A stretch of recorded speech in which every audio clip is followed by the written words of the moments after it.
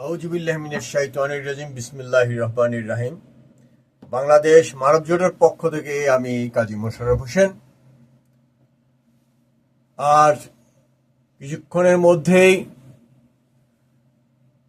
আজ বাংলাদেশের 7ই মার্চ, সেই ঐতিহাসিক 7ই মার্চ, যেই 7 মাসে ঐতিহাসিক 7ই মার্চের ভাষণ থেকে শুরু করে সমস্ত কিছু নিষিদ্ধ করে দিয়েছে বর্বর ইহুদি পা চাটা ডক্টর ইউনূস। এই ইহুদি পা চাটা গোলামের পরিবর্তে আমরা নতুন প্রধানমন্ত্রী হিসেবে বাংলাদেশে পেয়েছি জনাব তারেক রহমানকে। আজকে বাংলাদেশের এই 7 মার্চে এই পাষণ্ড ইহুদি পা চাটা গোলাম একে বাংলাদেশের মাটি থেকে এরকম টুকরো টুকরো করে তার যত অপকর্ম তা আমাদেরকে মুছে ফেলতে হবে এবং আমাদের বর্তমান যিনি প্রধানমন্ত্রী জনাব তারেক রহমান, তার মাধ্যমে আমরা বাংলাদেশকে নিয়ে যাব এক অভিষ্ট লক্ষ্যে, সেই আশা পোষণ করেছি। আজকে 7ই মার্চ বাংলাদেশের পক্ষে এই বঙ্গবন্ধু যে ঘোষণাটা দিয়েছিলেন 7ই মার্চের ভাষণের অংশ বিশেষ আমরা শুনবো এখন। বাংলাদেশ মানব জোটের পক্ষ থেকে আমি কাজী মোশাররফ হোসেন, লস এঞ্জেলেস থেকে।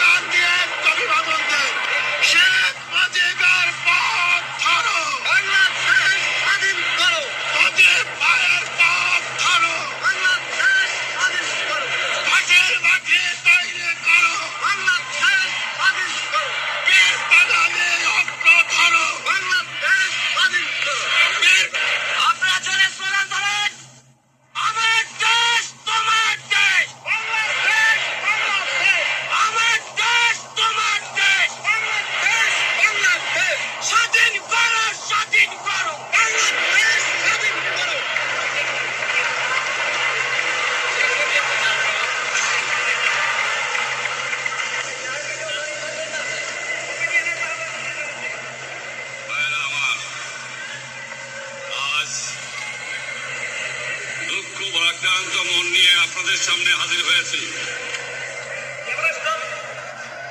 আপনারা সবই জানেন এবং বোঝেন আমরা আমাদের জীবন দিয়ে চেষ্টা করেছি, কিন্তু দুঃখের বিষয় আজ ঢাকা, চট্টগ্রাম, খুলনা, রাজশাহী, রংপুরে আমার ভাইয়ের রক্তে রাজপথ রঞ্জিত হয়েছে। আজ বাংলার মানুষ মুক্তি চায়, বাংলার মানুষ বাঁচতে চায়, বাংলার মানুষ তারা আজ অধিকার চায়।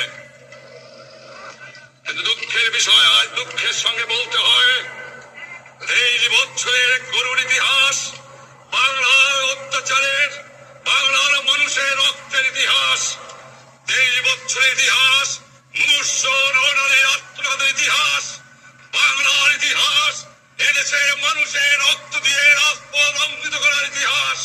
1952 সালে রক্ত দিয়েছি, 1954 সালে নির্বাচনে জয়লাভ করেও আমরা গদিতে বসতে পারি নাই। 1958 সালে আইয়ুব খান মার্শাল ল জারি করে 10 বছর পর্যন্ত আমাদের গোলাম করে রেখেছে। 1967 সালে 6 দফার আন্দোলনের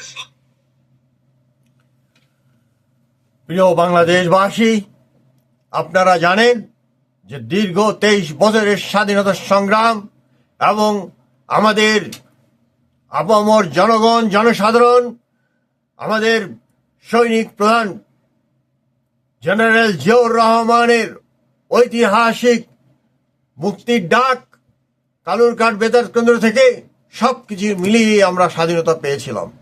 কিন্তু যেই জুলাইতে যে গণ অভ্যুত্থান বা বৈষম্য বিরোধীর আচরণ করতে যে ছেলেরা যে সংগ্রাম করে, সেই সংগ্রামের পিছনে এখন দেখা যাচ্ছে যে ইহুদিদের ছিল বিরাট চক্রান্ত, এবং সেই চক্রান্তের ফলে কি হয়েছে, আজকে এই আমরা সরকার পরিবর্তনের জন্য 6 মাসই যথেষ্ট ছিল।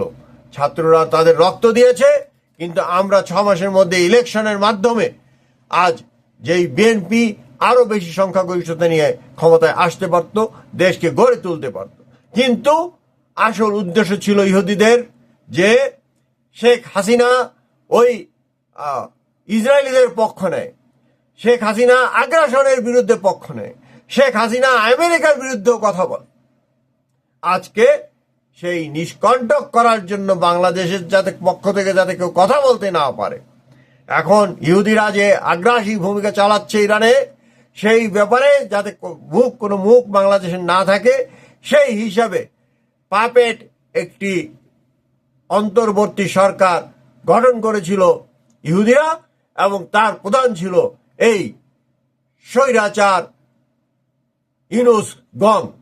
এবং তারা, আপনারা জানেন যে একের পর এক এখন যেভাবে চলতেছে পরিক্রমায়, এই ইউনুস সরকার সেই 7ই মার্চের ছুটি, 7ই মার্চের ভাষণ সবকিছু নিষিদ্ধ করেছে। আমরা বিশ্বাস করতে চাই যে আমাদের আর এক প্রাণপ্রিয় নেতা জিয়াউর রহমান, ওনার সুসন্তান জনাব তারেক জিয়া এখন বর্তমানে বাংলাদেশের প্রধানমন্ত্রীর পদে আছেন। উনি অবশ্যই 7ই মার্চের ভাষণকে পুনরায় অবমুক্ত করে বাংলাদেশের সাধারণ জনগণ, বাংলাদেশের সাধারণ যোদ্ধা, বাংলাদেশের সাধারণ মানুষের স্বাধীনতার যে মুখ্য উদ্দেশ্য নিয়ে 71 সালে স্বাধীনতা ঘোষণা করেছিল, স্বাধীনতার সংগ্রামে যুক্ত হয়েছিল, তার একজন স্বাধীনতার সেই কালুরঘাট বেতার কেন্দ্রের ভাষণ দানকারী এবং জেট ফোর্সের প্রধান তার ছেলে জনাব তারেক জিয়া আজকে অবশ্যই 7ই মার্চের যে বন্ধকরণ করে গিয়েছে স্বৈরাচারী ইউনুস সরকার, তাকে অবশ্যই অবমুক্ত করবেন।